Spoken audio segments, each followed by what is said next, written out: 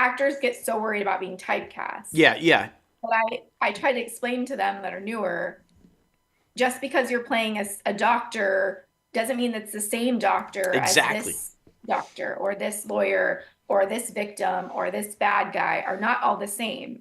They shouldn't be. There should be things that are different, and they're because they are completely different people, even though they're coming still from you. And that's so like you saying that is like such a huge compliment, because that's what I worry about sometimes is like, are these all going to just kind of blend together and I'll just be like, oh, there's Rebekah again doing her same her Uh, same thing. no, I got to Yeah, it tell you, means a it's lot. genuine. You know, Logan and I have been following you for like 7 years. We've become friends, and we watch everything you do, and you know, at this point, we're brutally honest. So if you start Yes, to fall into the trap, we will tell you. thank you. I appreciate that. Probably not publicly like that, but we'd say, "Oh, hey, that was kind of You're similar like to the last we're one." on the interview, like Yeah, yeah. Rebekah. I have some notes. um, Hello, everyone. So, you want to start a podcast but have no idea where to start? Well, Crazy Ant Media is here to help you. We want to assist you finding your VFE. What's VFE, you ask? Well, that is your voice, your format, and your equipment. These are the three biggest essentials you need to start your podcast. All those hours watching non-stop YouTube videos or all those random website links, those are done. Just hop on a Zoom call with us and we'll talk about everything you need to know to create your own podcast and find your voice. Plus, we will send you home with a 12-page packet over everything we just discussed. It's very in-depth. It is definitely a must-need while trying to start your first podcast. Contact us at info@crazyantmedia.com today so that you can start finding your podcast voice for tomorrow.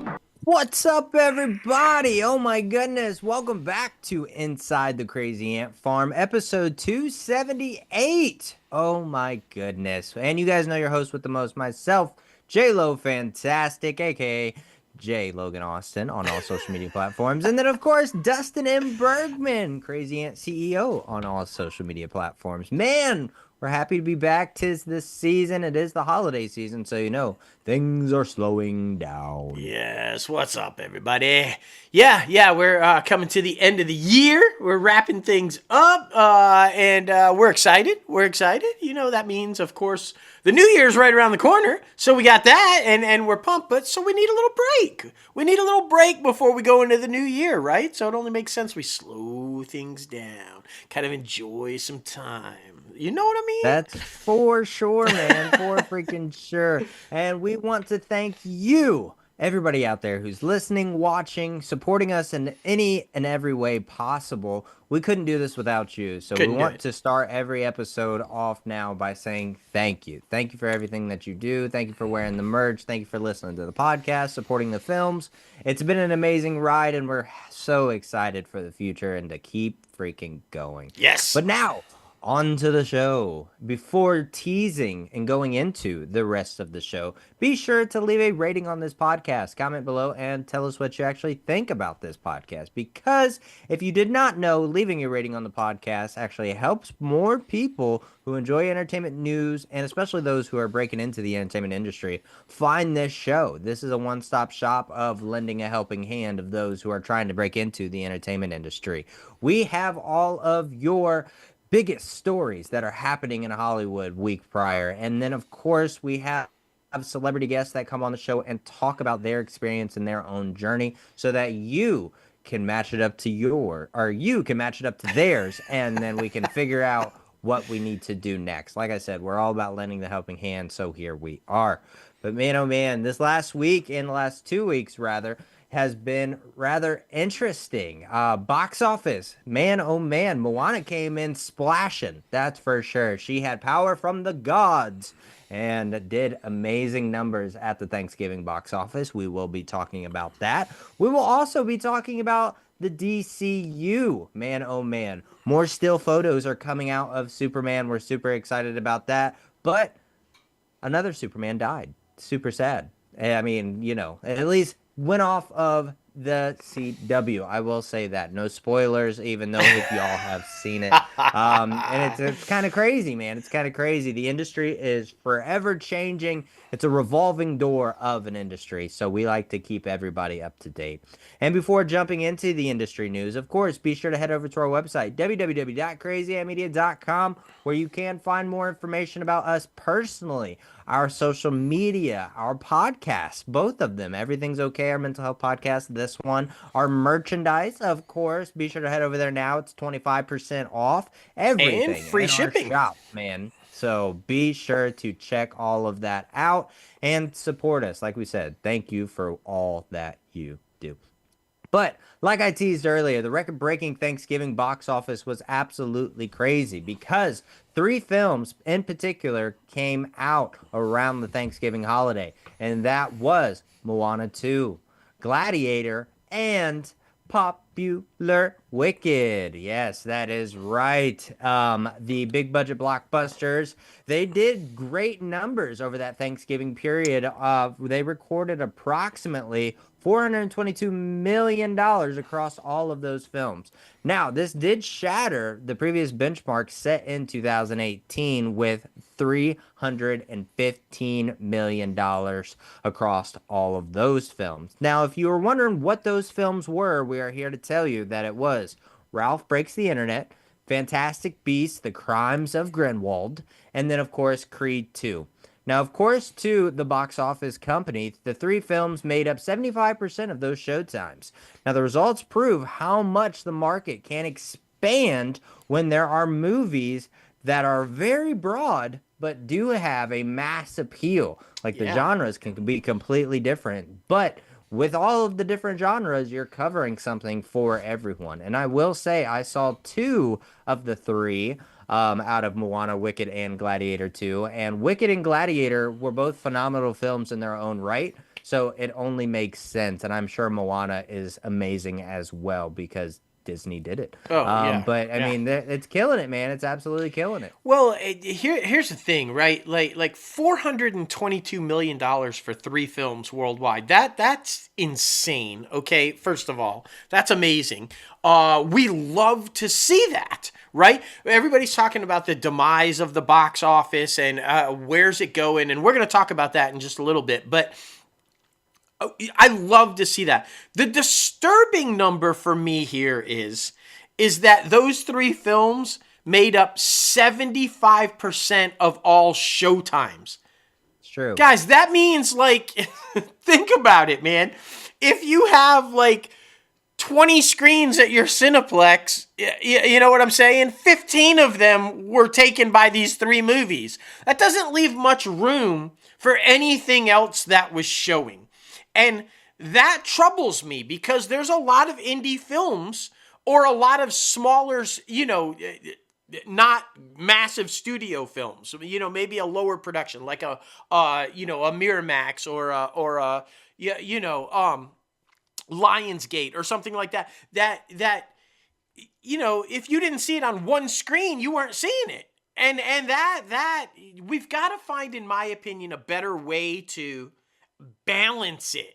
I want the $422 million. I want the massive numbers from those films, but I also want to see other films have the light of day. If somebody wants to go see those other films, they shouldn't be denied because all of the screens are showing 1 or 2 films. That's all I'm saying. I mean, we've got to figure out a way to balance that out a little bit. 75% of all showtimes were these 3 films. And I mean, I don't know, man. What do you think about that? I mean, that's a lot of screens showing, 3 films. Yeah, I mean, it is crazy, but we were going through a little bit of a drought, I would say, at the box office. So it only makes sense, but I'm going back and trying to find different movies to watch in theaters. I feel like, these were the only 3 that were appealing to me specifically. So it was kind of difficult to try to, argue with what they were doing, what the Cineplexes were doing, taking up that many screens. Because even when the other showtimes are happening, it's literally for like National Lampoon's Christmas and for like there was another one that they brought back to the theaters. But so they're also, instead of like they're putting all of their big budget blockbusters on basically all of the screens, but then they're also giving the other screens not to movies that still need to make money, but to movies that came out forever ago because it is that holiday period. So they're trying to recapture some of that magic. So it's kind of interesting. No, and to that point, I'm going to give you a perfect example of a movie that should be making a lot of money, but is not because of what you just said. And it's one that I went to try to see and couldn't see, and that was Red One. Mm. Red One is a huge action flick. Chris Evans, The Rock, J.K. Simmons. It's about Christmas. It's a fun holiday film, and I couldn't see it because it wasn't showing, because like you said, they were showing National Lampoon's Christmas Vacation, and they were showing Wicked, and they were showing like all these things. And you had one shot to see Red One during the day. One time, like early, and then it was all the other movies. And I'm like, okay, but this is a big blockbuster film, and this should be like, So to my point, Apple, who's not a traditional studio, it's not a Warner Brothers, it's not a Disney, they spent quite a bit of money on that film, and it's not making any money. And so, what does that mean or not mean? I don't know, but it's very interesting. I don't know. So anyway, jumping over to Disney, let's talk about one of those three films because it set all kinds of crazy records. We're talking, of course, about Disney's Moana 2. It set the new solo Thanksgiving box office record with, out of that 422 million, guys, 225 million of it over the 5-day holidays was from Moana 2. Now breaks the previous high water mark of Frozen 2 back in 2019 with 125 million. It also stands as the biggest 5-day debut in history, overtaking Universal's 2023 film from last year, Super Mario Brothers. The film's 3-day tally of 135.5 million registers as the best start for a Walt Disney animation movie ever, ahead of Frozen 2, which is even insane. Now, ticket sales for Moana, the sequel, were far above early estimates. Everybody was bringing this film in at about 135 to 145 million. Obviously, 225 million, boom. Now, the film sailed to $386 million at the global box office, including 165 million internationally, making it the second biggest worldwide opening of the year after the billion-dollar Marvel behemoth Deadpool and Wolverine's 438 million, which is also a Disney film. Disney made a huge rebound at the box office this year. Remember, they stumbled a couple years and everybody's like, oh, the king is dead, the mouse is dying, blah, blah, blah. Well, they came back strong and hard this year at the box office and reclaimed that throne. And they're not done. They've still got a couple of things coming and, into next year. So, this doesn't surprise me. The first Moana was a hit, right? Everybody loved it. They've got a live action version coming of it. So it only made sense that Moana 2 was going to be huge. I didn't think this huge, but boom, here you go. Yeah, it's kind of crazy. And to give everybody a little bit of backstory on that, it was actually supposed to be a series. Moana 2 was supposed to be a series. It was greenlit by Bob Chapek. And Iger came in and was like, no, we need to kind of balance this out with theaters. So they decided to turn the Moana series into Moana 2, which obviously was a great idea because it was a huge cash buster. So I think it's obvious who was supposed to be at the helm the entire time, and that 2 years was a little rough. So, but you guys know how we feel about that. But it only makes sense, man. It only makes sense. No, and keep in mind, it was controversial when he first did it because they were like, but we have a live action one in. Why do we want to have a sequel and a competing live action? Let's just keep it a series. And he was like, excuse me, you brought me back for a reason. Listen to me. And as you said, the man is always right. So in Iger we trust. Exactly. Well, with the current day times, man, oh man, we all know that revisions, revivals, reboots are the thing of now, of present. And there is another one on the slate that is a very popular show. And we're talking about Scrubs. That's right. Bill Lawrence is working on a new iteration series under his deal with 20th Century Television, but he also has a deal with Warner Brothers Television as well, which is very interesting because that was the studio that was doing Scrubs, but now it is under ABC. So it's going to be very interesting to see how they're going to navigate where everybody's at in their careers. I do know that they are trying to get all of the main cast back, which would be absolutely great. Because we know a couple of years ago, I think 1 or 2 years ago, when they did that commercial together, when the two main characters, the best friends, did their commercial together, it was absolutely huge. And people were like, can we get a Scrubs reboot? And the industry listened to the internet, as it does a lot. And then it greenlit this. So it's very exciting. It's very, expected, I would say. I don't think it's surprising at all because we've seen this a couple times with a couple different shows like Roseanne and the Connors, and bringing all of these very historic, very popular IPs back to life. So I don't see the reboots, revisions, revivals going away anytime soon, which is sad. But I think the industry, I've come to terms with, and how I rack about my brain with it is, I've come to terms with, I think the entertainment industry is trying to just play it way too safe right now because they need money. So we're going to keep seeing this for at least the next 5 to 10 years.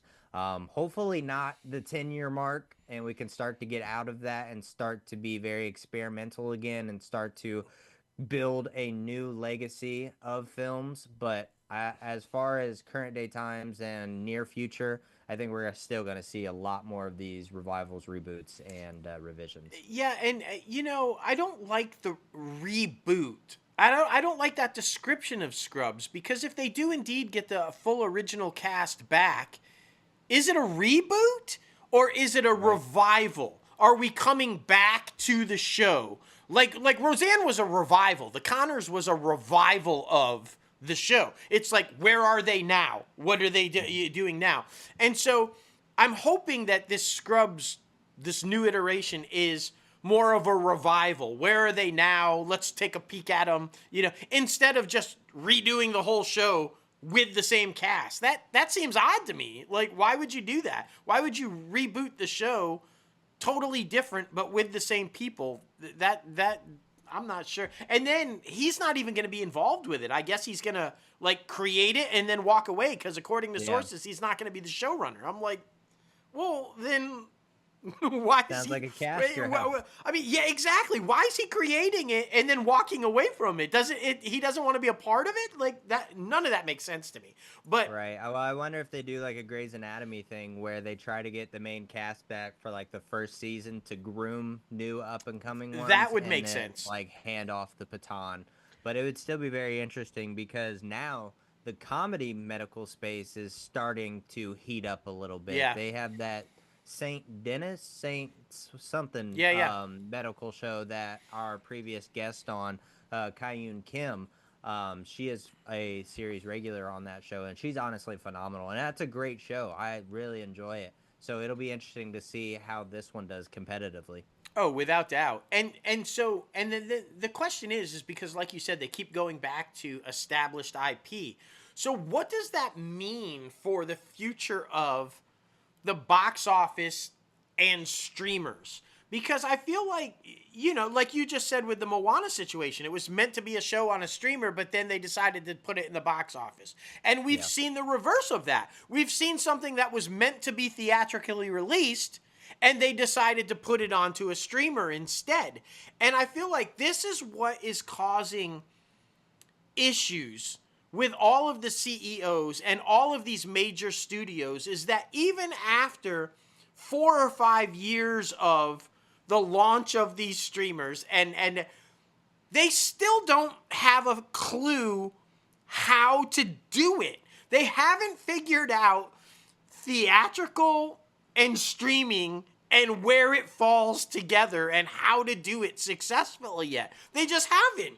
And I think until they figure that out, until they say, here's our theatrical, here's our streaming, here's the window of which theatrical will play before it comes to streaming, because Jesus, now we're seeing them hit the theaters, and within like 3 weeks, they're on a streamer somewhere. How are you supposed to make money at the box office if you're on a streamer 3 weeks after you come out? Like, everybody's going to sit at home and wait to watch it on the streamer. Why wouldn't you? So I just think that they have to have more of a blueprint and say, this team is specifically making content for theaters. This team is specifically making content for our streamers. And the stuff that's in theaters has to wait this amount of time in a window before it can go on a streamer. Like it used to be back when VHS first came out. Okay, it's in the theaters, and yeah, we're doing this VHS thing, but we had to wait a year before we could buy it on VHS because they wanted it to have its run. And now I'm not saying we'll ever see that kind of a gap again where it's a year, but it has to be longer than 3 weeks, y'all. Come on. I mean, you can't make anything in the box office in that short period of time, especially if you open against a huge blockbuster. It's just not going to happen. So, I don't know, man. I don't know. Speaking of, this all kind of plays into what we're talking about when we jump over to Warner Brothers, because the end of TV is really the start of the launch of the film side of it. Sort of. Because now it's all going to be kind of connected. And of course we're talking about, which I can't even believe this happened. This was supposed to be a 7-year run. It ended up being a 4-year run because of James Gunn's decision to, we don't want anything competing with our movie. Whether you like that or not. But this week, the more than 2-decade run, yeah, you heard that right, 2-decade run of the WBCW superhero reign came to an end. As you guys know, it started with Smallville way back in 2001, y'all, 23 years ago on the WB. And of course, ended this week with Superman and Lois. Now, as you guys know, the Arrowverse began in 2012 with the launch of the CW series Arrow. But the start of it was actually way back when Smallville debuted on the WB 23 years ago. And without that success of that series, it's probably very likely that the Arrowverse doesn't even happen. It's because of the success of Smallville that they even decided to try it again, bringing it to it. I'm gonna say this. You've heard me say this before. I'm gonna say it again. Smallville, first of all, was one of the best Superman stories ever told, even though it was on television. It was brilliant, and it was, in my opinion, the best television superhero show ever, period, until Superman and Lois. And I'm saying this because when I first heard about Superman and Lois, I was like, fuck no, I'm not going to watch it. I hate it. I hate Tyler's version of it. I don't like Bitsy. They seem stupid. Boy, was I ever wrong. You've heard me say this. Boy, was I wrong. I'm just going to admit it. It was just bad versions on Supergirl, brilliant versions in their own show. And here's where the shocker comes, you guys. Are you ready? Are you ready? Christopher Reeve is always going to be my Superman. And in my opinion, will always be the live action version that is the best. The one that everybody tries to be. But Tyler Hoechlin, right here, y'all. Right here. You see what I'm doing? If you're listening to this, you can't see it, but I've got my finger right underneath Christopher Reeve. Tyler Hoechlin is right there for me, and I never thought anybody could come that close to Christopher Reeve, but he did. In both his performance as Superman and as Clark Kent. And hands down, Bitsy Tulloch, best Lois Lane live action version ever, period. Not even close. Even better than Margot Ritter. Not even close. Best Lois Lane ever. And Michael Rosenbaum, I'm sorry, but there's a new Lex Luthor. Sorry. It's the best version. Michael Cudlitz's Lex Luthor is the best live action Lex Luthor I've ever seen in my life. The man nailed it. All of this to say, James Gunn, You killed this show intentionally to not compete with your Superman. Your Superman better be fucking good, man. It better be like the best shit we've ever seen. Because this show was the best we've ever seen. And I cried. I cried like a baby. I cried through the whole series finale. Whole thing. It was beautiful from start to finish. And the ending, I don't think I've ever seen the end of a show, a series finale, superhero or not, better. It was the perfect ending to a great show. Period. And you said it at the top of the show, and then I want to hear your thoughts on it. They died. Superman died. Doomsday killed him, but he was brought back, just like in the comic books. Blah blah. This time though, dead. Like actually dead. Superman dies. Clark Kent dies, and Lois dies. Gone. Dead. Boop. Over. The Sons have to carry on. I thought it was brilliant. I was like, this isn't happening. And yet it is. It's happening. They grew old together. Lois's cancer comes back. She dies. He dies of loneliness. Basically loneliness.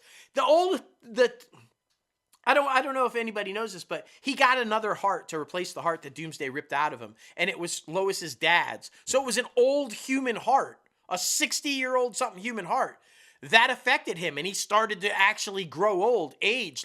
And he ended up dying of old age, but from loneliness because Lois died first and he didn't have Lois. And he just didn't want to live in a world without Lois. And that is Superman that love story. I can't. James Gunn, I don't know what you're going to do, but man, I don't know how you top it, man. I don't know how you top that shit. Perfect. And I've never been so happy to be so wrong about a show in my entire life. Brilliant to everybody involved in that show. Everybody. And with all of the shows, it really feels like a funeral now. With all of the shows we will be remembering today. We will be remembering 11 series based on the DC characters that aired on the WB/CW over the years.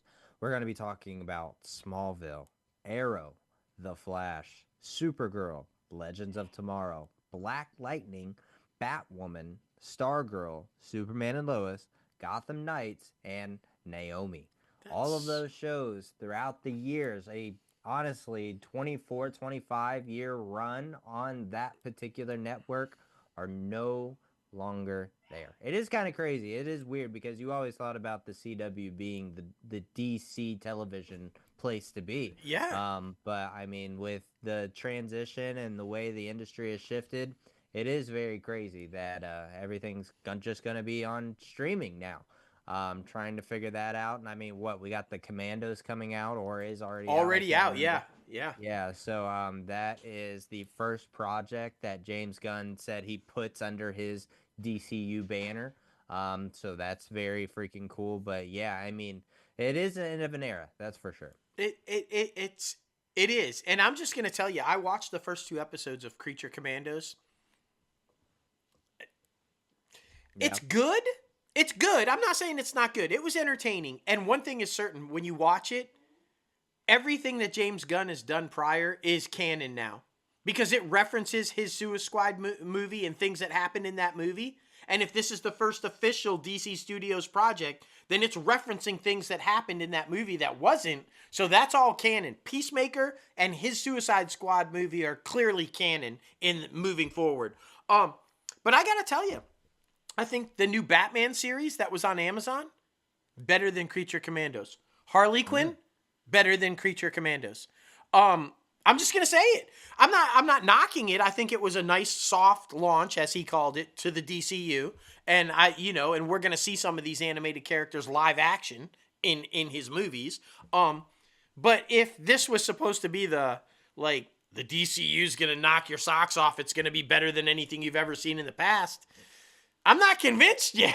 I'm not convinced yet. The Penguin, infinitely better. The Batman, infinitely better. So, I don't know. That's the thing, too. He also came out and talked about how he does really want to keep the Elseworld away from the DCU main timeline. So that's very interesting, in which I get it. You have a specific space for your experimental stuff to tell different stories that you don't necessarily think will fit in your main timeline. But I just think do something else. Bring Batman into the DCU timeline and do something else for the Elseworld. I don't think that's the right decision. And I mean, it's obvious too that under the regime that it's getting kind of frustrating too, because you saw Robert Pattinson came out and said, if this thing is a trilogy, I'll be close to retiring by the end that we're done. Yeah. Which, I mean, makes sense. More strikes happen, and another pandemic, God hope not. World War III, maybe, who knows? But freaking yeah, it seems like the longer they take on these films, the less interested the actors playing the characters get, which is super unfortunate. But I mean, Colin Farrell seems very excited to come back He as does. Penguin.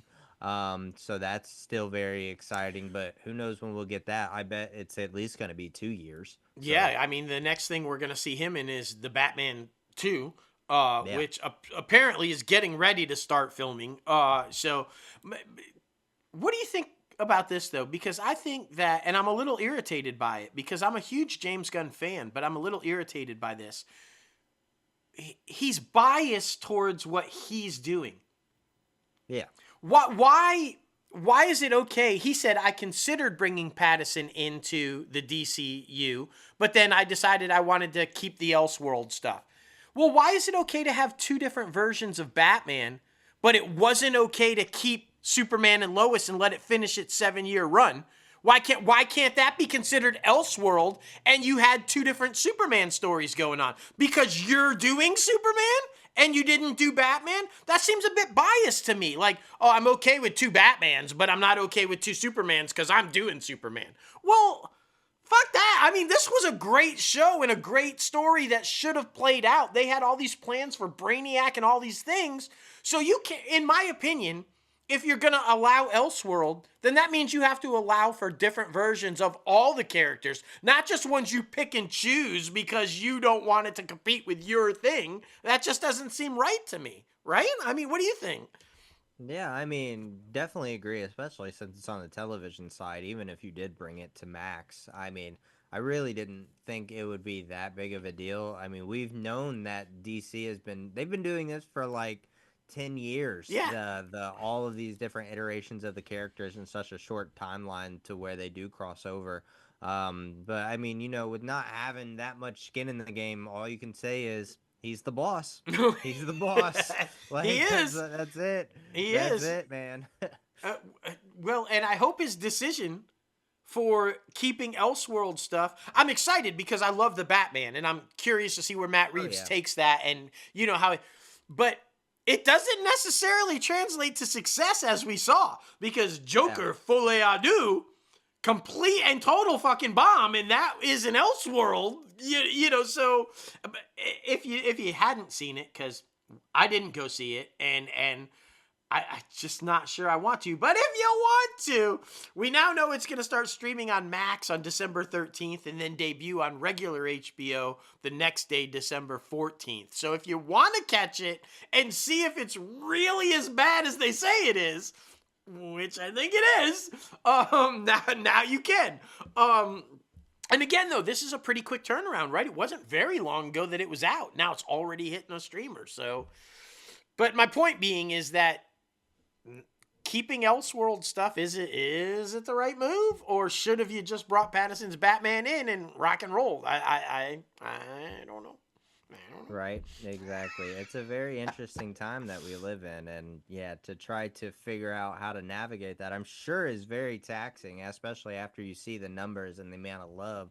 So yeah, it is interesting to see what's happening behind closed doors that you're like, why though? What is the real reason? You say this, and it's a very, it's a very publicist answer about why you decided to move away from certain projects. So I don't know, man. It's so goofy, but like I said, he's the boss, so he's the one that is able to call the shots. And I just with where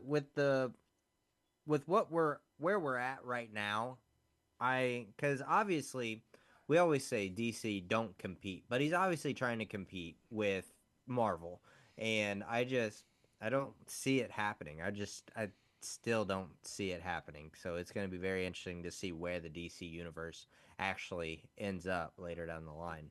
Well, and did you see too? He was very coy with. They were asking him about lanterns, and he said Yeah. it's very grounded and they were like, well, what does that mean? Grounded. We know it's a detective type story, and they're trying to solve a crime, but they asked him directly. Well, what does that mean? Will we not even see them in suits? Will we not even see them dressed up as Green Lanterns? Will the ring be the only? And he's like, well, I just mean grounded. What if there were real Green Lanterns on Earth, what would they be like? And I'm like, but they're not on Earth. They're Earth people that are guarding Earth in the universe. They're supposed to be they're supposed to be like, if these guys are supposed just to be sci-fi. Yeah, You're supposed to be a little exaggerated with things. So yeah, like I get like it'd be a cool like True Detective Smallville type of thing, but you also do need to add some of that because it is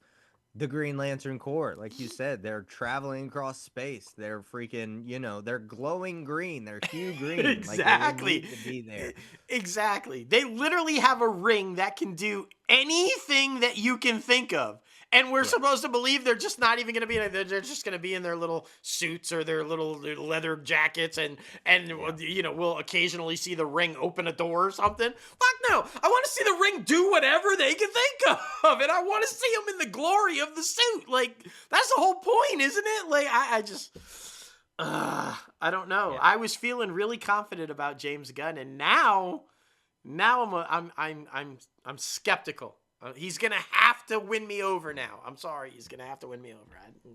That's hilarious. That's hilarious. Well, someone who doesn't have to win us over is our forever guest, Rebekah Kennedy, coming back on for her 15th time on ITCAFpodcast. That is absolutely insane.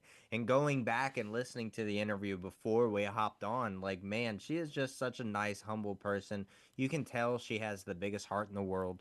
And all of her projects are just very different than anything else. So that is always a refreshing breath air to hear and to see. So we always love inviting her back on the show. Oh yeah, she has never not been fun to talk to. And I think honestly, this is the most emotional interview we've ever had with her. She even breaks down a little bit tearfully talking about some things. And but you're right. Like the three projects that we talk about, The Veil, Crust, and The Lincoln Lawyer, so drastically different in all of these things. And yet that just shows you her level as an actress and what she's able to bring. And we had a really fun time talking, but I think this is a really good one for up and comers too, because she talks about the dangers of getting typecast and how to avoid that, and how do you bring something real to a character to make it connectable, and like so much great advice to anybody trying to be an actor in today's world. This is a definite listen. You guys can't miss this one. 15th time, man. Absolutely crazy. Absolutely crazy. Well, here she is. Rebekah Kennedy, welcome back for the 15th time. Wow. 15th time. That's you're going to be passing a couple of the old hosts in a little bit. You remember when we first started out? Yeah, way back in the day when you first came on, we had like 6 or 8 of us. Like you're about to pass up a bunch of them. So which is just crazy, but we are so excited though to have you back on, cuz we were talking before the interview and everything, and the fans love you. And we constantly get asked, "When's the forever guest? When's the forever guest? When's the forever?" And we're like, "She's coming. She's busy. We're busy. We're trying to get dates. It's fine." But we finally made it happen, so I'm super excited. Yeah. And you really have. That's so nice to hear. Oh, well, they love you, and I think that's evident. I mean, you can see anytime you do anything that your interaction is just fantastic. And it's only, I mean, it makes sense because you're awesome, and you've been really busy in a lot of awesome projects, which like I can't wait to talk about. So one, I think I want to start with The Lincoln Lawyer and then we can dive into the films. But The Lincoln Lawyer, just, and for anybody listening, not the Matthew McConaughey film, the series on Netflix, which is just unbelievably fantastic. I mean, I watched season 1, I was hooked. It's like one of my favorite shows. So when I see you pop up, I'm like, what? She's on Lincoln Lawyer? What?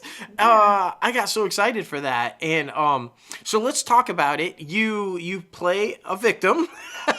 Which you do so well. I'm telling you, you do it so well. But for anybody who didn't see the shows, you're basically like a victim of domestic abuse. And then I'll let you kind of go more into it because there's a little twist to it about what happens. It's a 2-episode arc, which I love.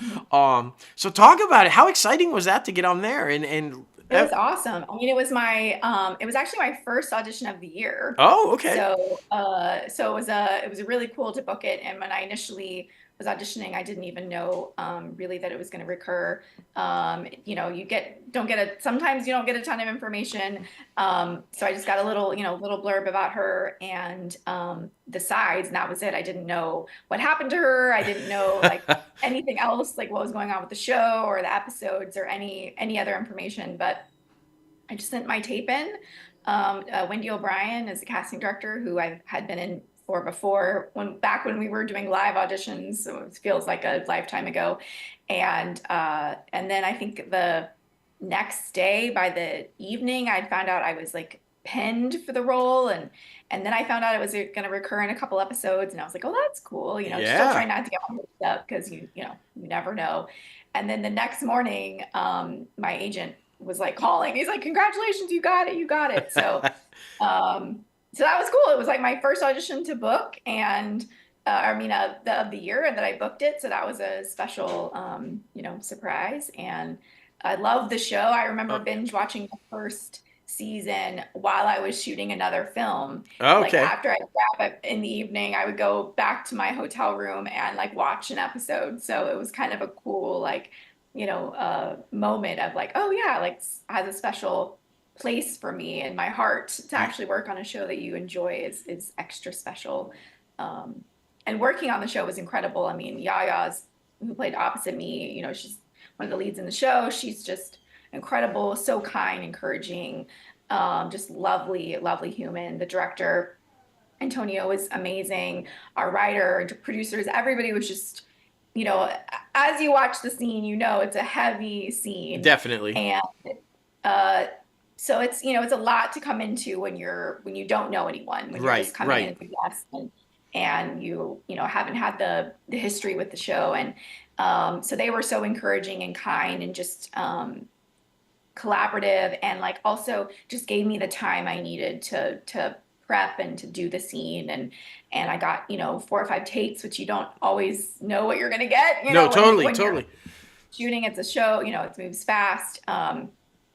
And they just, I don't know, it just felt like a really welcoming experience. We actually were joking, I mean, not to spoil it for anybody that hasn't seen it, but we were joking at lunch one day that like I could come back as like a ghost. Yo, totally. In another episode, and they were like, unfortunately, that's not that's not this kind of show. But if it was, like, we would totally. They say it's not that kind of show, but he was seeing a bunch of dead people, so why not people involved with him seeing dead people, right? But it definitely impacted her character. Oh, and that's what I wanted to talk about, because as you said, she is a lead, and it's Deborah Glass, right? I think was the name, Deborah Glass, and she does play a pivotal role in moving forward how her career goes because of the mistake that she made, and now the repercussions of what. So it's pretty awesome that your character has now shaped her character moving forward about what's going to be or not be, which I thought was amazing. Yeah. And it's always I think that people don't realize when you're talking about domestic abuse, right? It is a continued trauma even after, right? Like even though he was, now I guess we're already going to spoil it, but even though he's getting out and supposedly going to visit, after he's locked up, you can tell that Deborah is still clearly terrified of this man and traumatized, and that is something that doesn't go away. And I think the show portrayed that very well. It's like, it doesn't matter if he's behind bars. It doesn't matter how safe they deem you are now. If you've been a victim for as long as she was a victim, you don't ever feel safe again. And so, and I think you portrayed that really, really well. Just that scene back and forth in her office, like where you're like, are you sure? Kind of, you were very, it was very tense. It was very tense. Yeah. Well, and it's, you know, and of course, like they always, I'm sure, you know, do a lot of research and base on like, you know, how things could happen. And it's really disheartening to know that like, he could go to someone like that that's done that kind of abuse for that long could go to a prison for a year and that be it. Yeah. And that be his time. Yeah. And that there's a worry that if we were to go to actual trial, I could lose. Right. And that is so devastating that that's kind of the choice I had to make was like, you know, I could lose this, or he gets off on them, like basically a slap on the wrist. Yeah. Essentially. Yeah. Or, you know. And it's so powerful because it seems like that's the trend in our justice system with domestic violence victims, rape victims. They become the bad guy. And it's like, what? As if they somehow deserved it, right? Which is why the light sentences or the chance of losing in court, and because they vilify the victim, which is just mind-boggling to me. And then the other thing, I want to kind of lighten the tone a little bit and make it more comedic. When we see you next, right? And I'm like, so were you like, I've got this? There's no prep. I know how to be dead. I know how to play on dead on the ground. Like, you know, because I want to kind of say like, what did you do to prepare to be the abuse victim? And then I was just like, because you didn't have to prepare too much to be the dead person, because you do that, and you do that really well. Which, by the way, it must be like, how do I do this different this time? How do I lay dead different this time? Yeah, it was funny. Well, I mean, I say funny, it's not funny, but you know what I mean. Yeah. That was actually my first shooting day. Was actually the dead. Yeah. So that was actually nice in the sense of like I got to meet the crew and the cast. Right. And kind of get a sense of how they work. And you know, the worst part of that is just like, you know, it's really on the side of a hill, and like, you know, they cleared it for me, but there's still bugs. Yeah, totally. So I'm just any one of my eyes to, you know, sort of be open. So, right.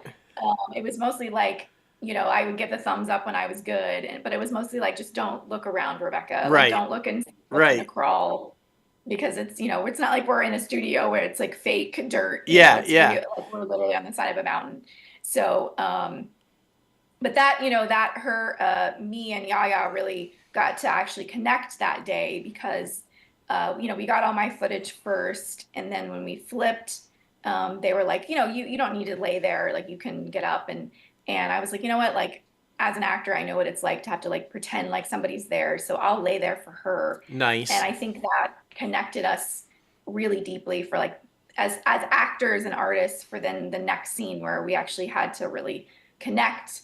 It just added an extra like layer of like trust and like appreciation and respect for each other. Yeah. Yeah. I love that though. And that's why I think we keep seeing you on these huge shows, and we keep seeing you working the way you do, because you love the craft. You love what you do, and you're passionate about it. And, you know, because let's be honest about it. You know people. I know people. We all know people that would not stay on the ground for that. They'd be getting up and going to crafty and deal with it, right? So I love that you are committed like that, and you're committed to your other actors like that. Doesn't matter where you are in the call sheet. We're all in it. Let's get it done. Yeah. And I love that about you. You said that they did some research. Did you do a little bit of research on domestic violence victims? How did you approach that? Because, I mean, we know the husband. And you're good. So, yeah. I don't have any direct experience. Exactly. With that, like, but I have a family. I won't go too deep into it, but I have a family member who does. Okay. So, sorry. No, it's okay. That was my way in, was knowing, like, because my acting coach always says, if you can't fight for yourself, if you don't understand the situation yourself, fight for someone else. Right. And that kind of really helped me be able to like fight for this person in my life who had to go through this. That is, so I couldn't fight because I don't understand what that's like for me, thankfully, but she does. And so that's how I approached it from her point of view. And that I think really helped connect me to the material and a connection deeply to it. And it actually really meant something to me. Not that it has to as an actor, we are actors, we're pretending, we're playing pretend, but I don't know, there's just sometimes there's that added extra layer if you can find something that you can connect to, whether it be for yourself or someone else, that hopefully when people are watching, they connect to that too. That's yeah, and thank you for sharing that. You could tell that was really emotional, and so thank you for trusting enough to share that. But it did, because I feel you're right. It's like if we don't have the experience ourselves, sadly, we almost all know somebody who has. And so for you to be able to bring that and bring that connectability, and that's why I said that scene was so powerful when I was watching it, because you do connect to you. You do empathize and feel with you. And so you really did bring that fight to that scene, and you could see it. And I think that translates, it's a credit to who you are as an actress, but also your ability to connect to the audience and draw from real inspiration. And it was amazing. So I know you're going to get on all kinds of other big side. Yeah, so far I'm checking off because you seem to be popping up on all of my favorite shows, and I'm like, oh, I've got like a list that she still needs to be on. Like, well, if you could like manifest that list into the universe for me, that would be, because you're not the first person to say that. I get a lot of friends and fans that are like, you're on all my favorite shows, and I'm like, please keep having favorite shows, putting it out there.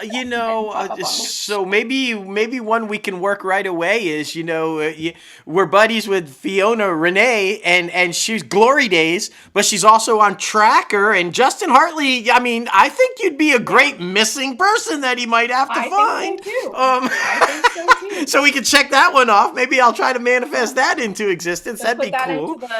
Into the universe. Absolutely. I think it'd be awesome to see you, disappeared and have to find you. And who doesn't want to work with Justin Hartley, right? Come on. That would be awesome. He's great.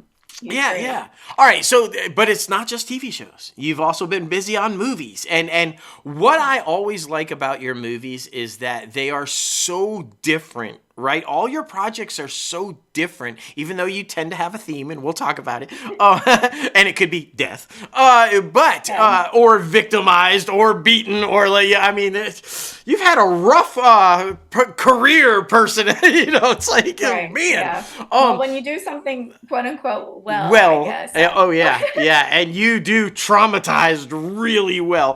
But okay, the first one I want to talk about is The Veil, because this one was.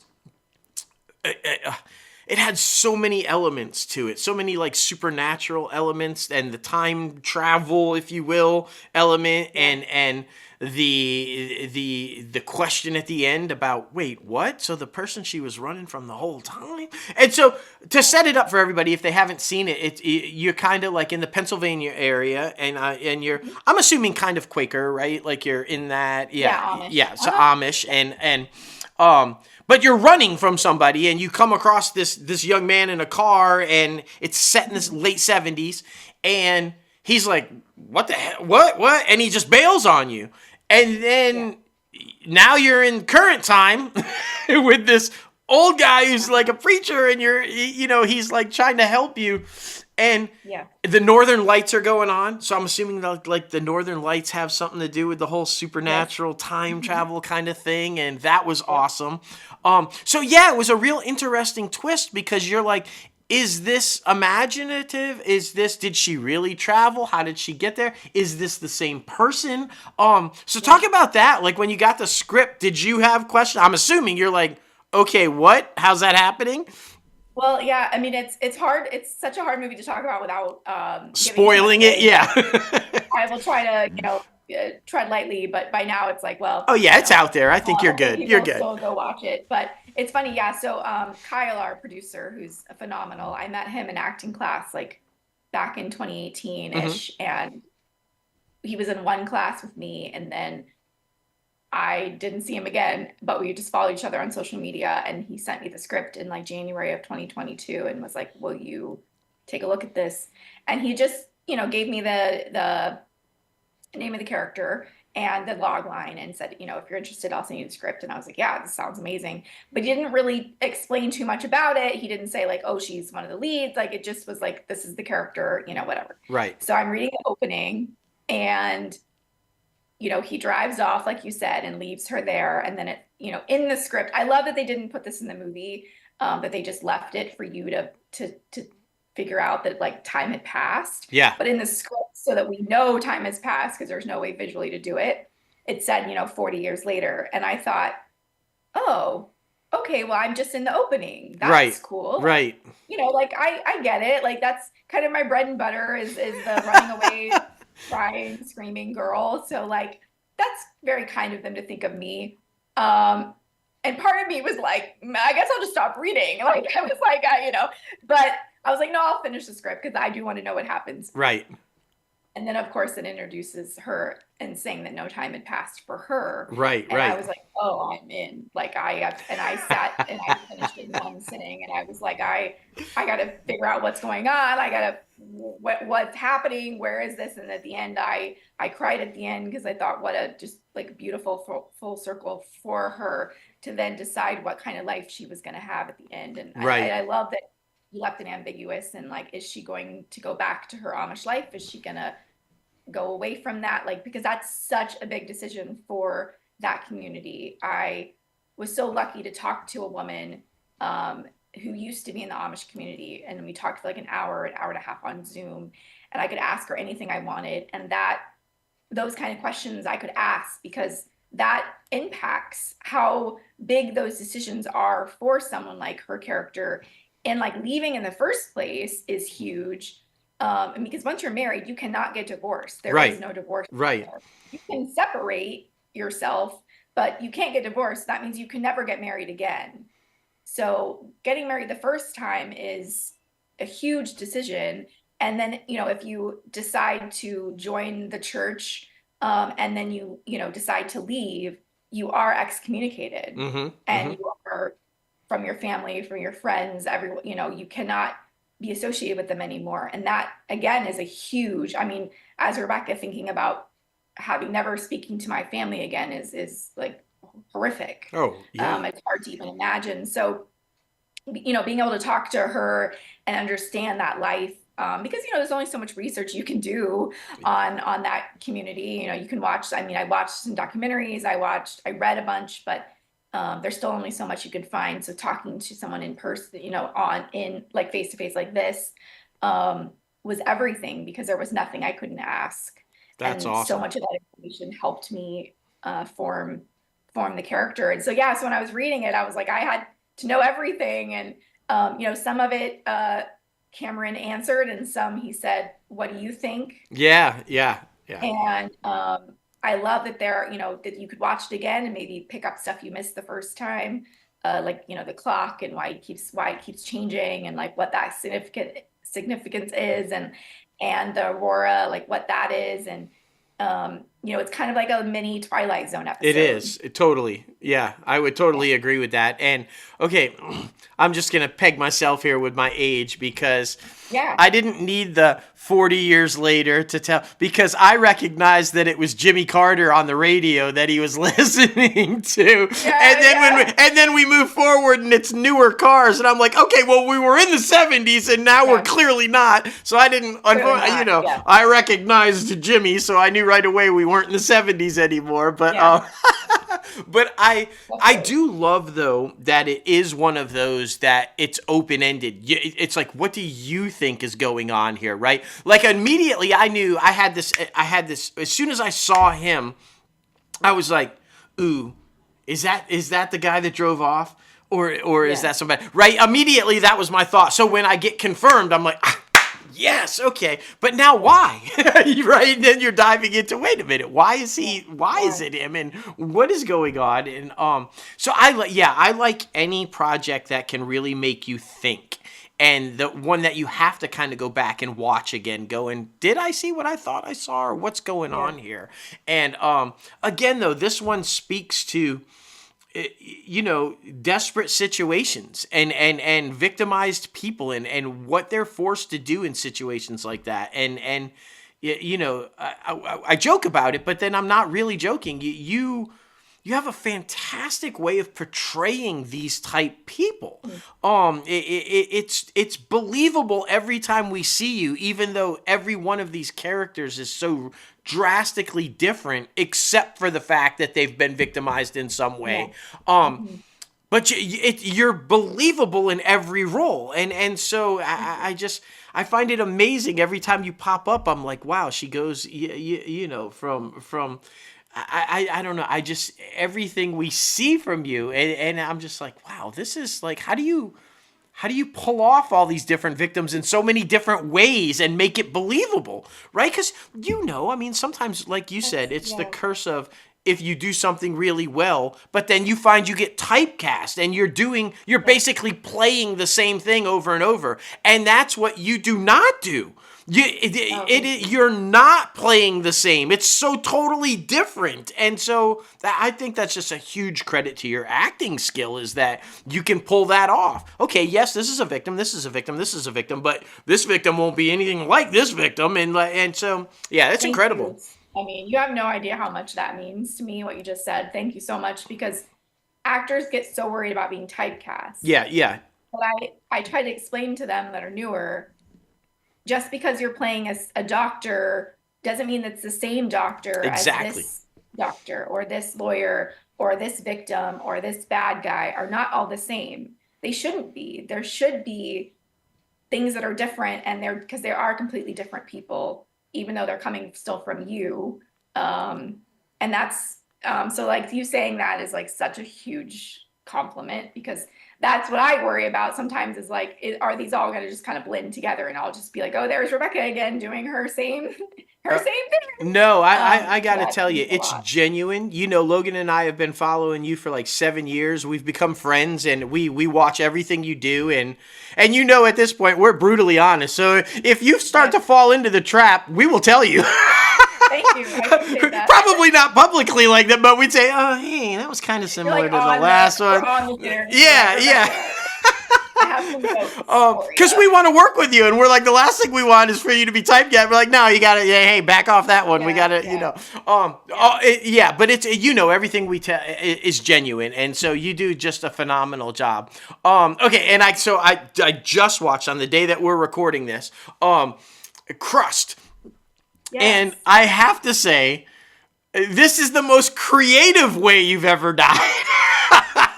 That was very interesting and terrifying and creepy. Just like the whole. I don't want to give too much away because this one's still relatively new, and I don't want to try to spoil it. Yeah. But and I just did by saying you died. But the licking part, like at the end, I'm like, well, what is going on?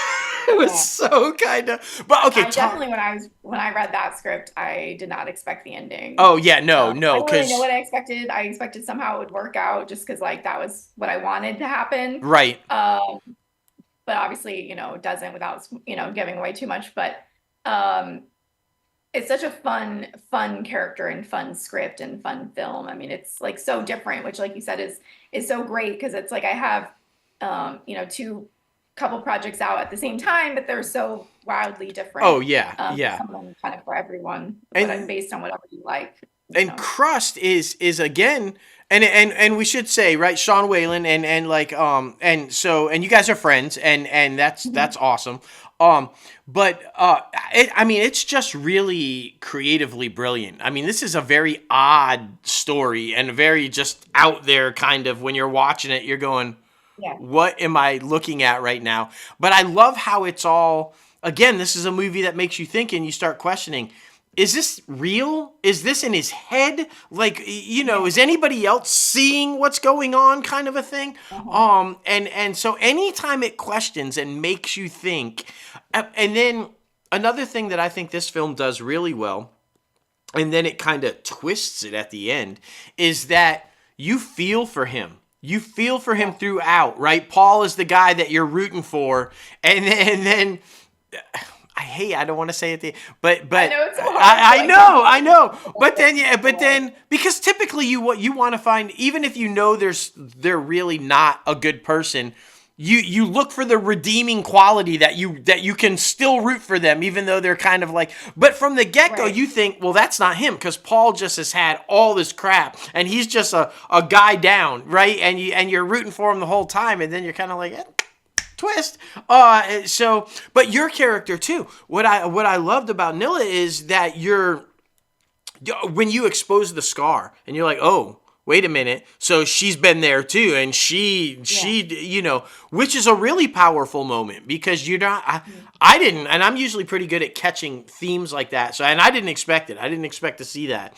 And then the other twist when you're revealed and he goes crazy on you. Why? Yeah. But then he forgives you. And then even more so, I'm like, what's going on at the end? Like, what?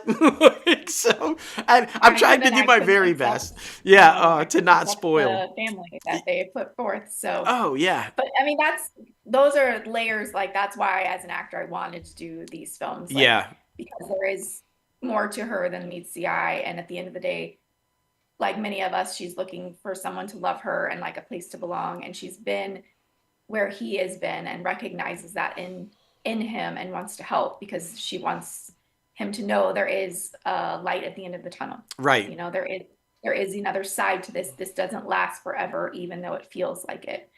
And that's, I think, Sean, brilliantly put, a look at mental health in a fun picture movie. We don't have to beat someone over the head with a message to have a message in there.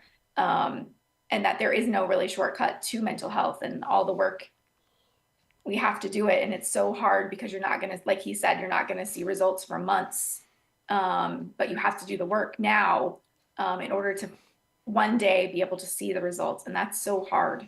And for all the different kind of characters, they're all going, his Danny, who plays his friend Russ, is going through, losing his wife, dying. Right. Everyone's kind of dealing with their struggle in a different way.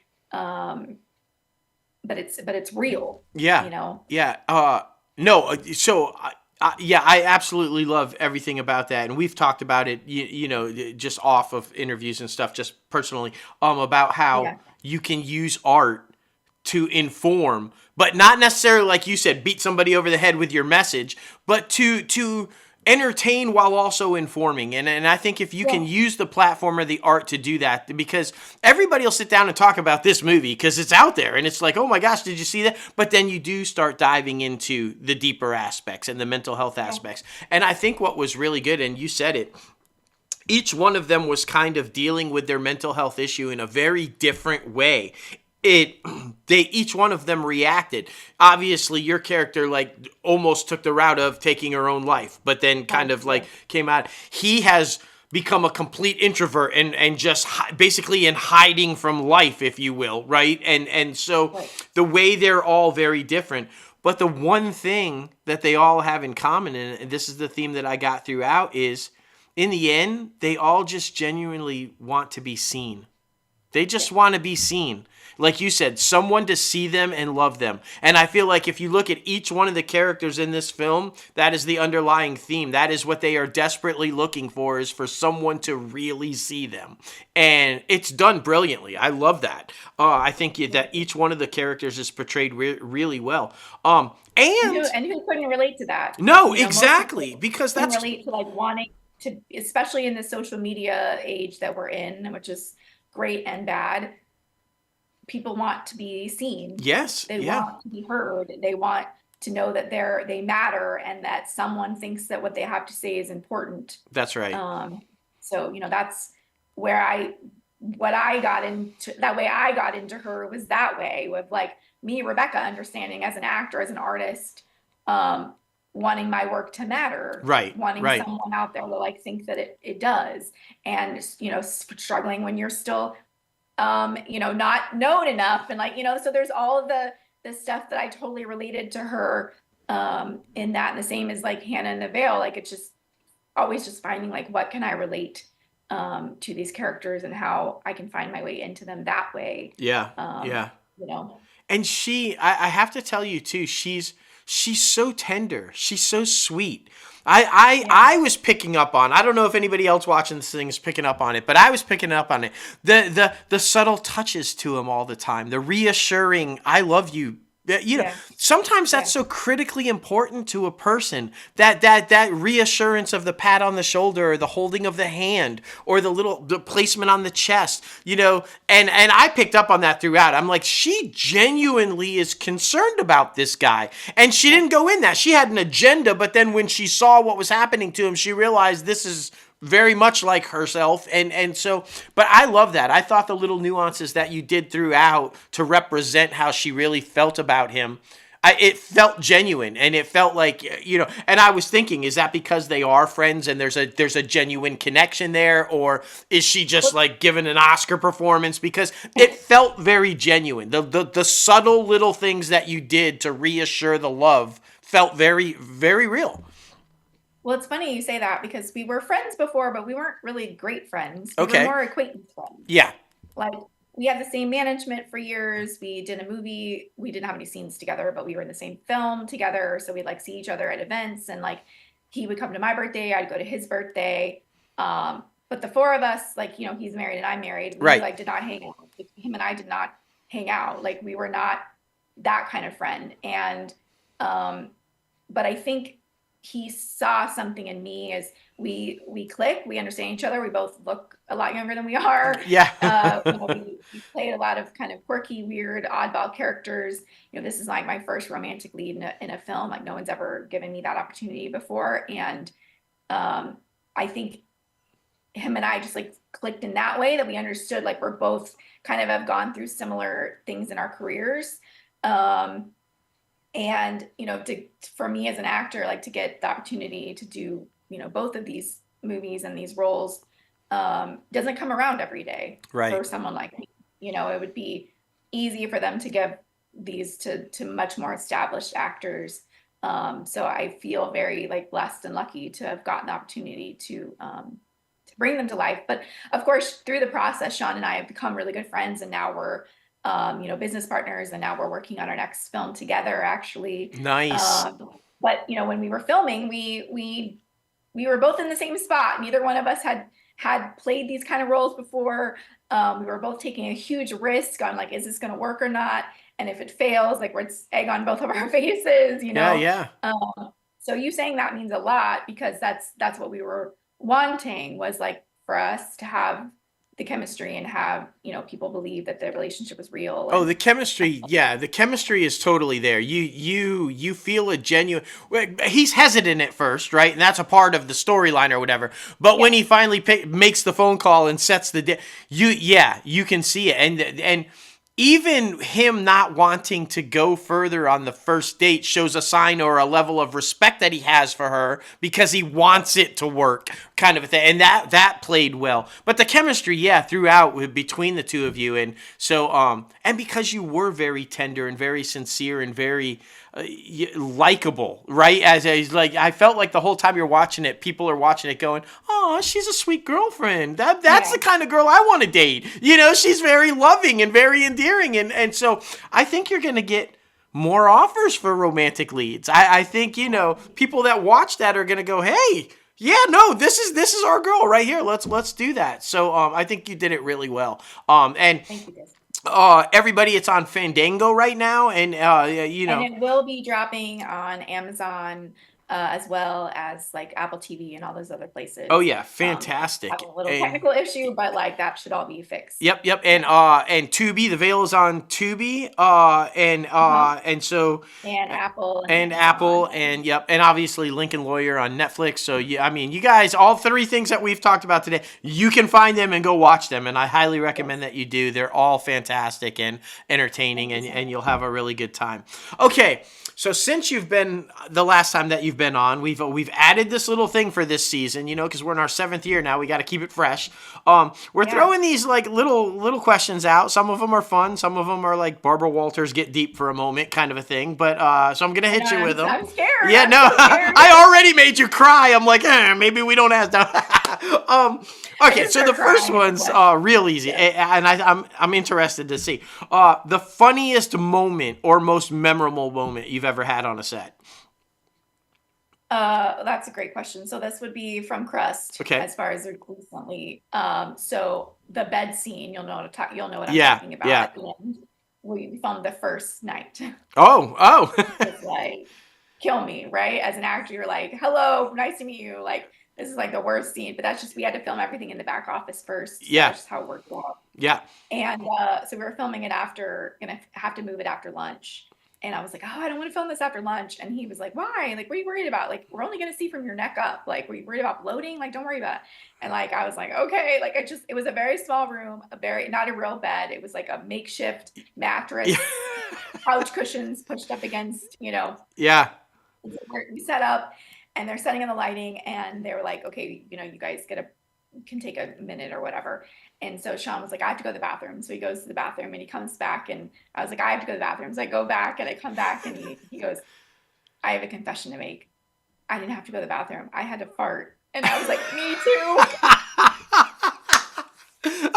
That is hilarious. That is hilarious. That was our worry, that we were going to both have to fart. Yeah. In the, because it's like, you're already nervous. I already have a nervous stomach as an actor. And so, when you're nervous, that stuff starts bubbling. And that was my worst fear, was like, just to like fart in the middle of that space. Thankfully, it did not happen.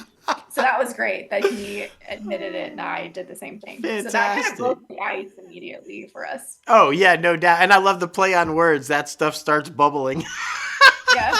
Yeah, there you go. All right, second one. And this one's interesting. I'm really curious about this one. If you could live in a film or television show, which one would it be and why? Ooh, that's great. Like anyone or one? Anyone, any film or TV show, if you could live in it and that would be your life, which one would it be and why? I feel like, okay, I'm just going to go with the first thing that popped in my head. No, do it. Place. The Good Place. Oh, okay. Yeah, no, The Good Place. Yeah. I know it's like, it sucks because you're dead, but I don't know. It just looked like they're like just having a lot of fun. Or The Middle. That would be another one. Like, I'm a huge fan of that show. So I'm working with Sean O'Brien, who worked on The Middle. Yeah. It was like so great for me, because at the time they announced he was going to be in it, I was like binging The Middle. Sure. And I was like in that phase where I was just like watching the same thing over and over again. And so I'd say that that show too would be really fun. Okay, yeah, no doubt. Well, yeah, in The Good Place, because like, what would it be like if you were dead and this is your life? It's kind of an interesting thought. And it doesn't seem so bad. Yeah, no. They didn't make it seem so bad, right? Like, like all the shows I love are like, I wouldn't want to live in The Walking Dead. I don't want to live in like prisons. I don't want to be on Team Black. Like, I don't want to be in Handmaid's Tale. No, thank you. Like all the things I think of that I'm like, oh, I love this show. Don't want to live in it. Yeah, would never want to be in it though. Yeah, that makes total sense. Okay, curious about this one, because I feel like you probably have a list. If you could work with any actor or actress, who would it be? Oh, I do have a list. Long list. But you got to give me one. The definitive one that if you had a shot. One. Yeah, you'd take it. Okay, so one. So like I said, there are so many. So, the list goes on. The one right now that I absolutely just like love is Florence Pugh. Ooh, yeah. So I definitely like, there's just so many, but like her right now is just, I just feel like she's taking such like risks, and I love her work, and she just really is just all in all the time, no matter what part it is. So yeah, that's a great pick. Her range is insane, and you're right. Like, she's not scared to take risks, and yeah, I love that. Good pick. Good. Okay, here we go. Now I promise I'm not trying to make you cry. Number 4. If you could go back in time and tell your 10-year-old self something, what would you tell her? That's good. And I'm probably going to cry, so thanks, Dustin. No problem. Because at that point, I hadn't started acting yet. Right. But right. I wanted to be an actor. So I think I would tell myself, like, give it time. There you go, Yeah, give yourself time. Because it's just, everything takes time. I tell that to like any actor that's like wanting to be an actor. I'm like, it takes time to like book, it takes time to audition, it takes time to get rep, it takes time to like do anything in this business unless you're just insanely lucky or have family that helps. So just, I would tell myself, just like give myself time and like, it's coming, just be patient. I love that. I love that. Yeah, because I think that's the thing, right? Everybody, patience is the hardest thing. Like in this industry, it really is. It can defeat you real quick if you don't have it, and it really is. And the last one, and I would tell myself, don't cry so much over those guys because they're not worth it. The one is coming. The one like, is coming. Don't spend so much time like about the guys that are not worth it. Oh, I love that. There you go. Personal and professional advice for the 10-year-old. I love that. Yeah, and both great. Yeah. And your good one came. So there you go. Okay. Last one. And I feel like, are you happy with your career so far?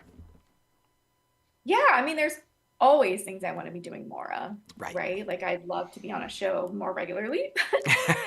I would love to do, I have a laundry list of things that I still want to do. And so I hate to say like, no, I hate it because I know how many people would like to be doing what I'm doing. Right. So to be a working actor is a blessing. So I feel both like happy and also still in the want of more. Sure. Yeah. And I think, for 99.9% of the guests that we've asked that question, that is the answer. I'm happy with where I'm at and I'm appreciative for everything I have. But as an actor, of course, I want to continue to grow and still do more stuff. And I mean, yeah, duh. Doesn't mean. Because if you say like no, then it's like you're negating everything that you've done so far. Exactly. So many people would be like, I'd love to just do one of those shows. So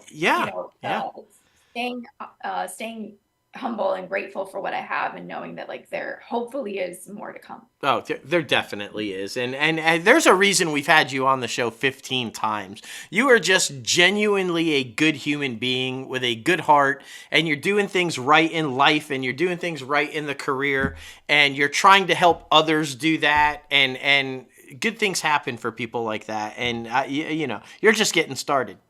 Wholeheartedly, I believe it. So and thank you for coming on 15 times. Yeah, thanks for having me and like watching all these projects and supporting me and supporting the films. That's means so much. Of course, that's how we all get through this thing, right? That's how we all live the dream and get to do what we do, is help each other. That's how it works. Especially for like little indie films that don't have huge budgets. Yeah. To have like someone out there championing them at any point is awesome. Oh, completely agree. Well, listen, quickly, even though I feel like everybody, knows already, but where can they find you on social media? Because we want everybody to follow you. Yes, in case you're new here. I'm on Instagram at Becca, BEKHK. I'm also still on Twitter. I can't call it X. I don't know. Totally. I still say Twitter. So I'm still on there, even though there's like been a mass exodus, but I'm still on there for now because I do have a lot of fans still there. Yep. And then of course Facebook as well. So fantastic. Well, we, as always, will direct everybody there in case any of our followers or fans haven't, but we know. But we do have some new ones. We've been getting a lot of new ones, so we'll send them that way. And then, as always, I won't even say open invite because at some point you will be back on. I think our goal is to get you to like 100. That would be amazing. Yeah, right? Like, come on. We're closing in real quick on the big 25. So, it'll be awesome. But thank you so much. Keep working. So yeah, no, absolutely. Listen, thank you so much. As always, though, we genuinely appreciate you and everything you do and your support for us. You've been there since day one, genuinely, and you're always so supportive and you promote us and we really appreciate that. And we can't thank you enough, as always, for all the years of support. Have fun. Tell the husband we said hello. Thank you again for having me, and we'll look forward. So, if I don't know if you saw, because I don't expect anyone to keep up with what I'm doing, but the same filmmakers I did Two Witches with, they made another film. Okay. It's doing the film festival circuit right now, so hopefully it'll be out next year. So definitely we'll be back for that. Yes. Sooner rather than later. Yeah, no doubt. And I'm gonna like, I've already started. You just don't know. But as soon as we are off of here, it's like full manifestation. We're gonna get you on tracker. We're gonna make that happen somehow, some way. I'll get Ken's number. I gotta bring all the other people on with me. Absolutely. Look, I'll see what I'll do. I'll make some calls. We'll get Ken Olin's number. We're like, come on, man, let's get this happen. Let's do it. All right, listen. Take care. Have fun, and we'll be in touch soon. And just thank you. We love you. Thank you. Thank you so much. Yep. Take care. All right, now it is time for the top 5 segment, man. And with Christmas being just around the corner, we're going to go with top 5 animated Christmas specials. Oh my goodness. Freaking, all the good stuff, man. It really makes you relive your childhood a little bit. Oh, without doubt. This was a tough one for me because there's back in my day, there used to actually be a lot of animated Christmas specials, and they aired on Christmas Eve, not like December 2nd and shit. So this one was hard for me, but I think it's a pretty good list. And I was really intrigued by your list. I thought it was a very unique list of, and yeah, it just shows the range of where your generation was and my generation of how we came to this. So it's really cool. I can't wait. It is very interesting. And a dishonorable mention is that fucking Star Wars Christmas one. That was not good. Not good. I remember being a young lad renting that from the library and being so disappointed. Like, what is happening right now? And I mean, to their credit, they even say, yeah, that was bad. Yeah. So yeah.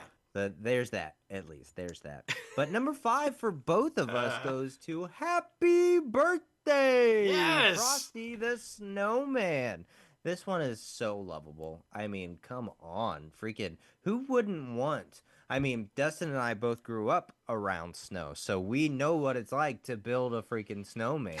And we want to, by the way. We do want to build a snowman. Yes, we do. But it would be so freaking awesome to have one come to life. I mean, come on now. The amount of love and happiness that all of these films bring.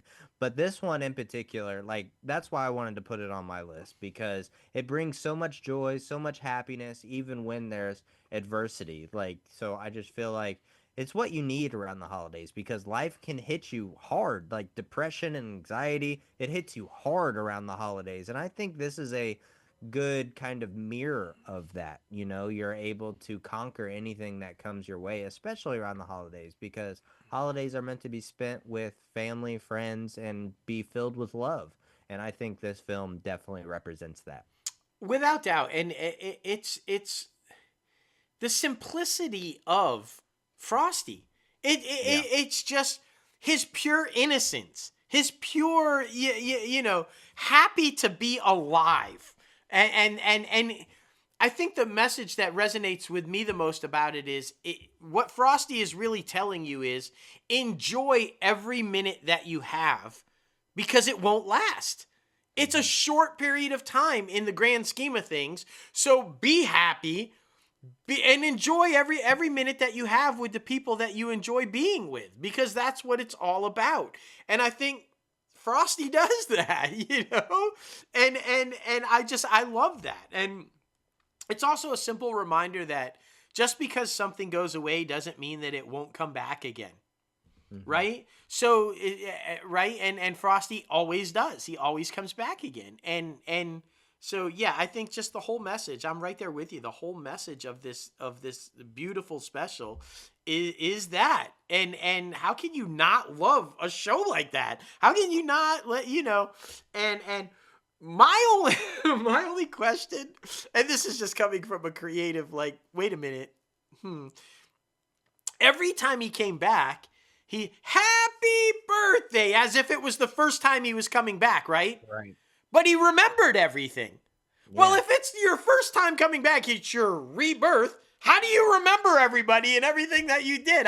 That was always confusing to me. I'm like, well, wait a minute. Then why would he say happy birthday? He's been here before, and he knows he's been here before. I'm confused.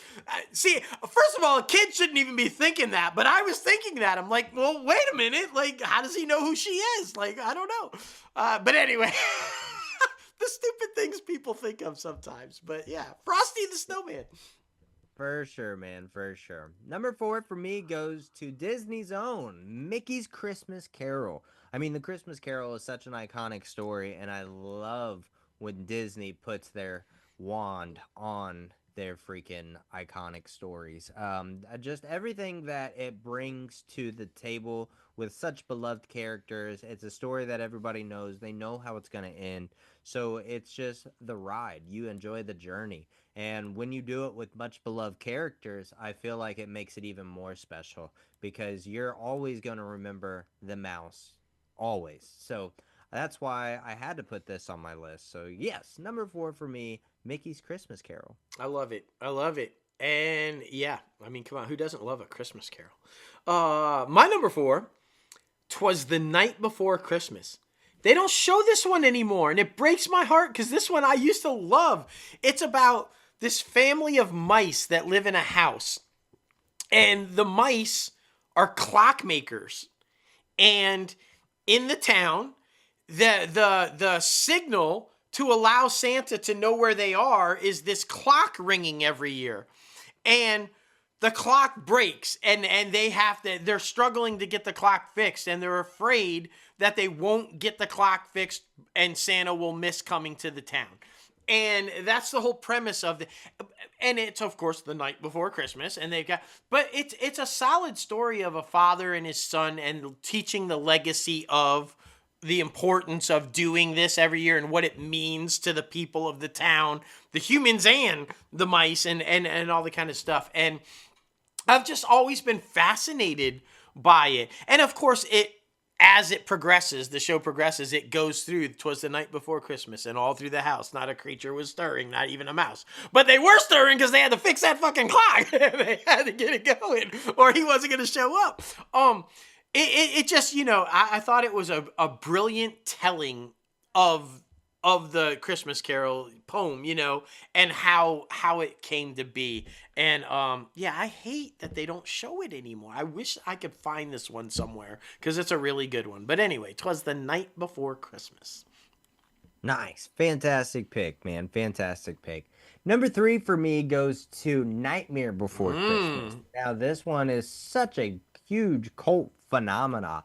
I feel like definitely in the Gothic community, but I also feel like the younger generation, obviously, all the Gothic communities love and idolize Tim Burton because his movies are so freaking out there. Sweeney Todd, Edward Scissorhands, and all of them. For sure. All of them, man. Just because I feel like they give people a sense of understanding and a sense of belonging.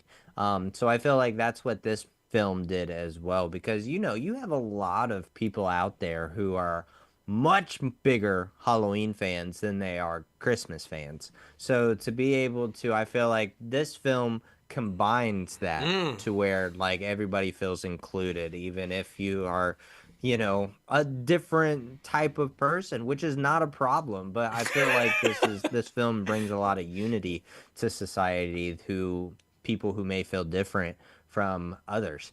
And this film has so many great freaking songs and so many great or so many great scenes, and because I think it's claymation, I think it is, but it's completely different than anything I've ever seen before and probably will ever see. So I definitely wanted to put that on there. Number 3 for me, A Nightmare Before Christmas. It's a brilliant film, and animation, like you said, it's totally different, and it was groundbreaking at the time and still is. I mean, yeah, I like how you described it though, because I feel like that's Tim Burton. He's an outcast that has found a way to fit in, and he does that for everybody else with his films. I love that. I really do feel like that's Tim Burton in a nutshell. Love that. My number 3, you can still kind of find it on ABC Family when they do their 20-something days of Christmas or whatever, but you have to catch it because it's not on quick. It's Santa Claus is Coming to Town. Love this one. This is about a young Kris Kringle becoming Santa Claus. It's when you first see him delivering toys to a town where it's overrun by what appear to be Nazis. Like, I'm not even kidding. They're like German. Yeah. They've got the helmets on. They're military, and they've basically closed down this town, and the kids aren't allowed to have toys and blah, blah, blah. And he comes to the town to deliver toys, and then he gets caught and kicked out, and then he's got to figure out a way to sneak in and get the toys in. Of course, hence the story of coming down the chimney, sneaking down the chimney. And it's just a really cool origin story of Santa Claus, if you will, about Kris Kringle becoming Santa Claus. And it's so many great songs, just one foot in front of the other. And there's like the Wintermeister, and there's like, there's all these different like things that he's got to overcome to become Santa Claus. But it's just, it's an amazing one. And again, they follow along with the Christmas Carol, and and it's just, yeah, man, this is such a good one that I wish more people would see. Santa Claus is coming to town. You'll find yourself singing it, though. I swear to God, every Christmas, I'm like, put one foot in front of the... You can't help it. You can't... If you watch it, you sing. That's all I'm saying. It's Santa Claus is coming to town. Kris Kringle. There you go, man. There you go.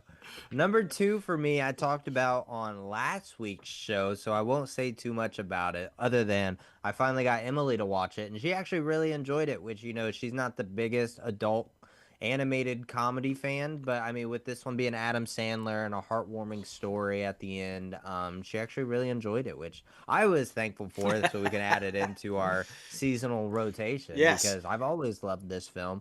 8 Crazy Nights, such a great freaking animated comedy by the one and only Adam Sandler, and basically an underdog story, being the town reject and turned into someone who, it's kind of like a Grinch, basically, where his heart grows 3 sizes that day, and he starts to become a good person through other people lending their helping hand to him, and it's a beautiful story. It's a beautiful story. So number 2 for me, 8 Crazy Nights. Nice. See, I love that. I love the diversity of the lists that we're getting. It makes total sense. And now, my number 2 and number 1, I mean, just if you're my age, shit, if you're any age, really, these are on your list. But I mean, they were musts. My number 2, Rudolph the Red-Nosed Reindeer. Classic. Okay, this thing's been around for maybe as long as I have, if I'm not mistaken. If not, just shy of. Because, guys, by the way, if you're trying to find it this time, it's on NBC. It's the first time it hasn't been on CBS in 50 years. And see, I'm 54. So I think this thing has been around for as long as I have. And it's like, come on, this is classic claymation. This is the classic, Rudolph the Red, again, the misfit reindeer who has to end up on the island of misfit toys that nobody wanted. And the misfit becomes the hero because Christmas can't happen without him. And it's just the beautiful telling of how being yourself and being unique and being proud of it and being your authentic self, you can fit in. And eventually people will accept you. It's a beautiful story, man. It's a beautiful story, and he finds love, and the big scary guy puts the star on the tree and everything. Come on, Santa gets fat, Santa's skinny, and she's like, "Eat, Santa, eat." That's one of my favorite things. It's like, fatten that boy up, get him going. This is a classic, man. I think everybody knows it, everybody's seen it, but you still watch it every year because you can't help yourself. You got to see it. Rudolph the Red-Nosed Reindeer, plain and simple. Exactly. Yeah, it came out in 1964. Came out in 1964. So there you go. There you go. Yeah. 6 years older than I am. Damn! Yeah. Rudolph up there! Rankin and Bass, man. They were like the king of Christmas fucking shows back in the day, man. Like, they just were it. That's so funny. That's so funny. Well, my number 1 goes to the mean one, Mr. Grinch. And I'm going to talk about the original one. I mean, the original one was probably like 20 minutes, something like that. Yep. But I think, what this was able to walk, so Jim Carrey was able to run. Because, I mean, the interpretation that Jim Carrey was able to give from this animated film, I mean, was very spot on. Like, all the way down to the smile and the dog's relationship with the Grinch and Cindy Lou Who. But overall, like, obviously we know the story. We love the story. But I love the animation. The 2D animation drawing of this particular film, show, whatever you want to call it, it is honestly beautiful. Like, I love old school hand-drawn cartoon films, TV shows, and this one never disappoints. So that's why it's always on the list. And it brings you such bright colors with such a wholesome story where it's like kind of like Eight Crazy Nights, where it's an underdog story where at the beginning they're bad, but then people show them love, so then they turn out to be good. This one is also a classic because, I mean, how do you not watch this every single freaking year? Because it's, like I said, one of the best. Even if you watch the Jim Carrey one every single year, you have to go back and watch this as well. Oh, yeah. That one came out in 1990 or 1966 as well. So it's 2 years younger than your Rudolph. So, Yeah. yeah, man, all the classics still staying on the young boys list. So number one for me, How the Grinch Stole Christmas. And you're right. It's the classic, because they tried to redo an animated version recent, right? How the Grinch Stole Christmas, and it was that modern animation, kind of 3D-ish anime, and it just didn't work. I didn't like it. You either watched the live action or you watched the original, right? Because that new one it didn't work for me. I didn't like it. I wasn't a fan. But you're right. Yeah. And I mean, come on, narrated by the legendary fucking Boris Karloff. I mean, hello. Duh. It's like, and that's another one that you can still catch on like ABC Family or just Family, whatever the fuck they call it now. It plays there. Signature. Yeah. My number one, duh. I think it's on everybody's list. Everybody watches it every year because how do you know the true meaning of Christmas unless Linus breaks it down for you, okay? Linus needs to break that shit down and to explain the true meaning of Christmas every year. And he does. I'm, of course, talking about A Charlie Brown Christmas. Now, can you go wrong? You got Snoopy decorating his house. You got the tree that nobody wants. You got... it's right up there. It's right up there. Can... There it is. Look at that. Yeah, buddy. My Charlie Brown Christmas tree. Again, I think this is like, because let's be honest about it. Christmas has become very commercial, right? It's a very commercial holiday now. It's all about selling cards and selling decorations and all these kind of things. And I think Charles Schultz did a brilliant job with this animated special about poking fun at that and having to remind people what Christmas is actually all about. Hence the breakdown by Linus about, hey man, this is not about this. This is about the birth of our Lord and Savior Jesus Christ and coming together with your family and celebrating the meaning of being, and it's sad that you would need an animated special to remind people of what Christmas is all about, and yet you had to. And this is a fun way to do it. I mean, the opening with them all on the skating pond and Snoopy getting caught up in Linus's blanket and toppling Lucy, and just the classic kick, Lucy pulling the football out. And it's just, is there Christmas without a Charlie Brown Christmas? Not for me. I got to watch this shit every year. I got to do it because it's just, I feel like it's not Christmas unless I watch a Charlie Brown's Christmas. And who doesn't love, I mean, come on. Everybody knows the song. Everybody plays the song. I'm just saying. My number one, A Charlie Brown Christmas. Love you, Chuck. Can't do it without you, buddy. It's Chuck and Snoopy, man. So good. So good. And Woodstock. Can't forget about Woodstock. Yeah. Come on, Woodstock, man. Is there a Snoopy without Woodstock? It's like Batman and fucking Robin. Yeah. Snoopy needs Woodstock, right? Like, come on. He does. But man, oh man, please let us know your animated Christmas specials that you love, that you watch every single year. Be sure to let us know in the YouTube comment section or on social media. Like we said, we are anywhere and everywhere on social media, so we love the fan interaction. Please be sure to leave us your thoughts and opinions on that. Now we're heading over to the top box office recap. Moana 2 obviously came in at number 1 with $140 million. Wicked came in at number 2 with $81 million. Number 3 was Gladiator 2 with $31 million. Number 4 was Red 1 with $13 million.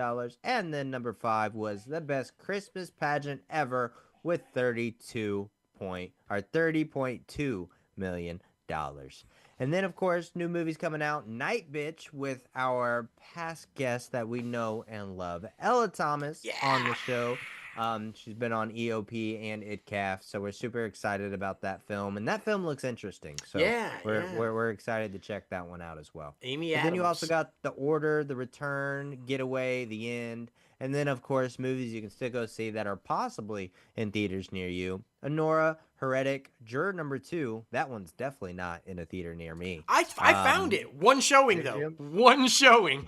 Nice. And then Venom, The Last Dance, and then of course a couple of others. And then, of course, our IMDbPro's Top Trending segment. The top trending movie is obviously Wicked. It's all over social media. People are singing the songs, and they are earworms, but not as big as Hamilton, in my opinion. But still a very good movie. Still a very good movie.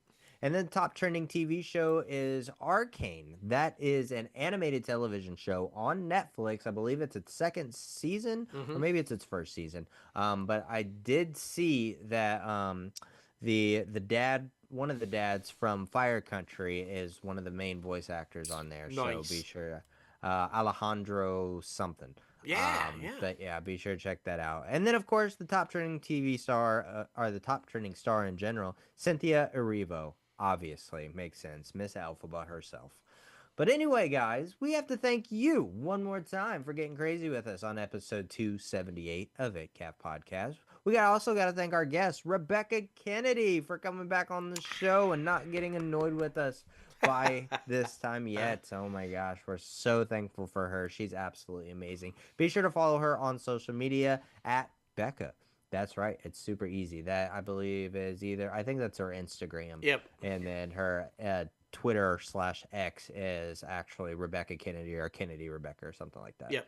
But then, of course, you guys know you can follow us at Crazy Ant Media, at ITCAFpodcast, at Everything's OKP, and then both of us on social media, myself at J Logan Austin, and at Crazy Ant CEO. There we go, man. And then you guys know you can subscribe to this podcast anywhere you listen to your podcast. All I want for Christmas is for you to subscribe to this podcast. So be sure to do that at Apple Podcasts, Spotify, Google Play Music, iHeartRadio, Podbean, Stitcher, and so much more. And if you're watching this video on YouTube, be sure to hit that like button below, subscribe to the channel, and ring the bell for all the latest and greatest notifications coming out of Crazy Ant Media. And then, of course, you can visit our website, www.crazyantmedia.com, where you can start rocking the latest and greatest Crazy Ant Media gear. Like I said earlier, 25% off right now. So be sure to check that out. Christmas is just around the corner. Hanukkah is almost here. So let's get your stuff, or let's get your family some Crazy Ant gear. Yes. Oh, my goodness. I love it. I love it. It's been a great freaking show, man. And yeah, I mean, I love seeing the success of the box office, and I love being able to go back to the movie theaters and see big blockbuster movies, because when I went and saw Wicked, that theater was absolutely packed. Yeah. Gladiator 2, not as much, because I went like during the daytime at like noon, and it already been out like a week, so that makes sense. But there was older couples in there having day dates, so I mean, there were still people there. But yeah, man, I love seeing it. No, I'm right there with you. I mean, you know, long live the theaters. I'm hoping that cinema never dies. So if it takes a handful of blockbusters every couple of years to keep them alive, then so be it.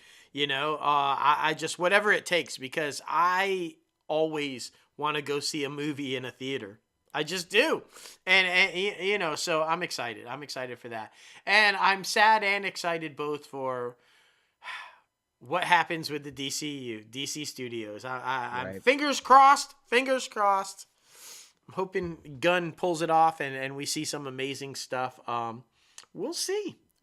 But yeah, overall, really fun stuff, really exciting stuff. And I'm excited, man. Next week we're gonna wrap it all up for the year. We're gonna do it's gonna be Christmas. You know, we're gonna it's man, I'm excited. I can't believe we're gonna be wrapping it up already for another year. Yeah, I mean, man, that's woo. That's crazy, right? Like, boom. It is crazy. We're blessed, and we're super thankful for everyone in our lives, everyone who listens, everyone who supports us, our cast crew of our upcoming film, everyone involved with Crazy Ant Media running the social media accounts, and just, yeah, we're super blessed, and we're thankful for all of this, and we're also thankful for the one, the only, Oprah!